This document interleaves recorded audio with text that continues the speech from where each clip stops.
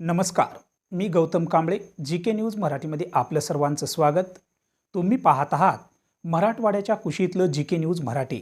आता घेऊ विविध क्षेत्रातील राजकीय, सामाजिक, आर्थिक, कृषी आणि क्रीडा व तसेच शैक्षणिक विषयी घडामोडींचा आढावा. चला तर वळूया पुढील बातमीकडे.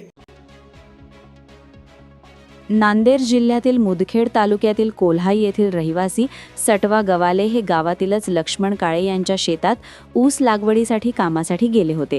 त्यानंतर दुसऱ्या दिवशी ऊस लागवडीच्या मजुरीपोटी गवाले यांनी काळे यांच्याकडे 500 रुपयांची मागणी केली.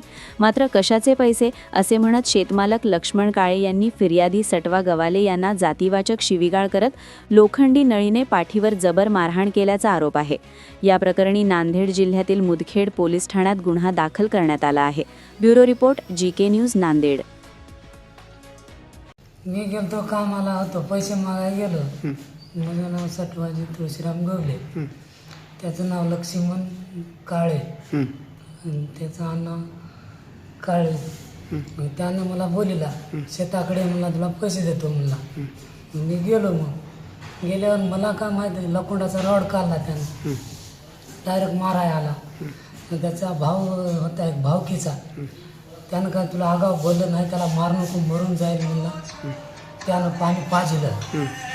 नंतर मी झालं बेहोश. मग मला नाही सोय.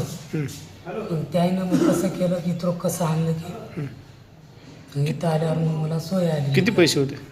पैसे होते, काल कामाला होतो, आज हप्ता होता. मी म्हणलं पैसे द्या.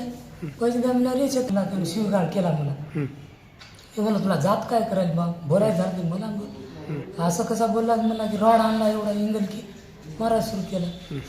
तुम्ही पाहत आहात महाराष्ट्राच्या कुशीतलं जी.के. न्यूज मराठी.